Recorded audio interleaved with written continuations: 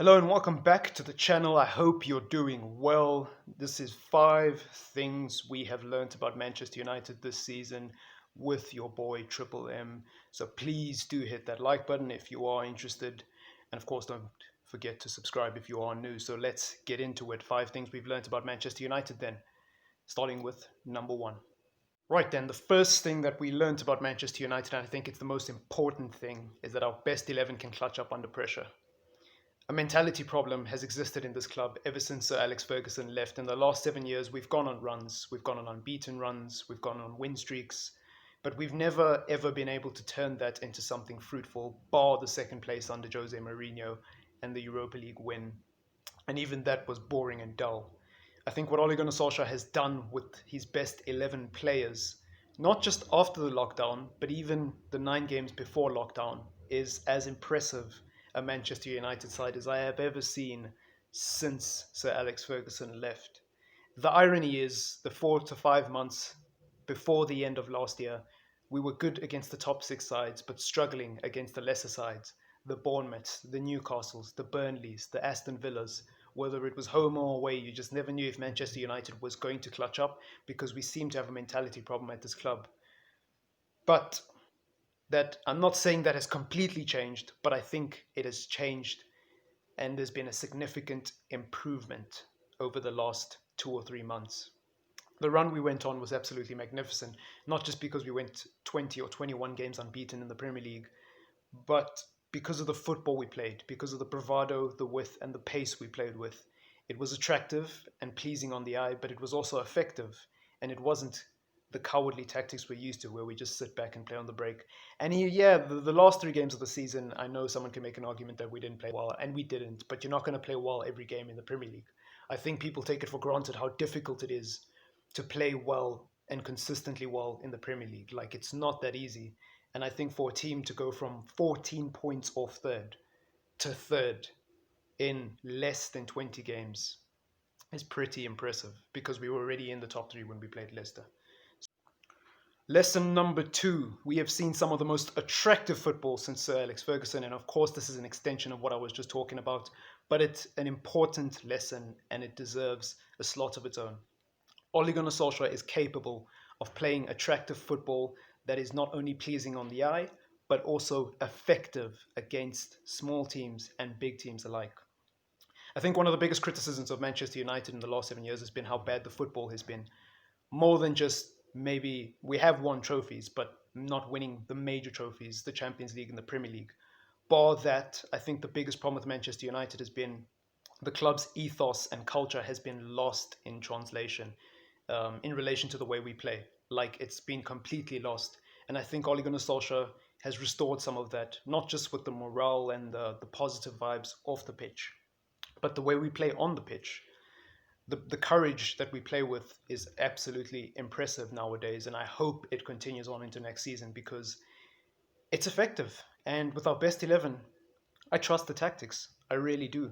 You know, call him whatever you want, but third place and potentially a Europa League final, an FA Cup semi-final and a Carabao Cup semi-final. Not bad for a PE teacher, if you ask me. Lesson number 3, and this one is one that I think is overlooked. Manchester United, at some point this season, and I think still are actually, one of the top 3 sides in terms of clean sheets in Europe and top 3 best defenses in the Premier League because of the amount of goals we conceded and the amount of clean sheets we were able to keep. Manchester United and their ability to keep clean sheets is actually impressive. Considering all this criticism that David De Gea, Harry Maguire and Lindelof have gone through this season, as well as how underrated Luke Shaw is and pretty much every other defender at Manchester United except Aaron Wan-Bissaka, it's pretty impressive when you actually look at the clean sheet stats, how they're able to pull off these performances. I mean, if Harry Maguire really is an 80-pound fridge, if Luke Shaw really is McDonald's favourite customer, and if Lindelof really is a Poundland Maguire, then I tell you what, having the top 3 clean sheets in Europe is pretty damn impressive. And imagine how much better our defense will be if we actually sign a left-sided centre-back with pace. Just saying. I think that our defensive efforts are overlooked. Last season, I think we conceded 55 goals in the league, or 50-something goals in the league. Someone can correct me in the comments down below. But this season, we only conceded about 38 or 37. Massive, massive improvement, I have to say, to be honest.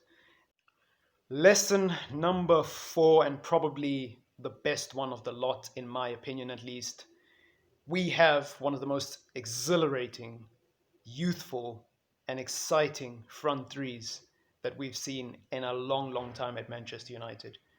Mason Greenwood, Marcus Rashford, Anthony Martial. What talents these players are, and they're only going to grow further. Considering their average age between the three of them, the amount of goals and assists they've scored at this age, not just in the Premier League, but across Europe, it's pretty impressive. I'm not going to be one of those United fans that's going to say on paper they're one of the best front threes in the league, even though they are, or they're one of the best front threes in Europe, because I think they need to prove it over a consistent period of time before I start hopping onto that train. However, it's very, very promising. Mason Greenwood is a two-footed player. He takes free kicks with his right foot and corners with his left foot. Who does that? Mason Greenwood is amazing. Marcus Rashford, I don't need to say any more about him. He scored 22 goals this season and got 7 assists. Anthony Martial has also broken the 20-goal barrier. So I think between the three of these players, especially the likes of Anthony Martial, they've proven that when they need to be called upon, they can rise up to the occasion and step up to the plate, which to me is very, very promising if you're a Manchester United fan. And if we sign Jadon Sancho, it's only it's infinitely better. There's no other way to put it. There's too many adjectives to describe how I feel about this. So we'll just have to move on. So then, that has been your 5 lessons learned from Manchester United. Let me know in the comments down below if you think there's any additions to that list. And as usual, please don't forget to leave a like on the video and subscribe. Your boy can't talk all of a sudden. We are on Instagram, we are on Twitter. Well, I'm personally on Twitter, and Shawnee325 at Shawnee325 is personally on Twitter. So do engage with us. Follow us on Instagram. We have a team page, as well as my personal page at TripleM Football. The link will be in the description down below. And of course, man, enjoy the rest of your day. And please, please, please stay safe. Peace out.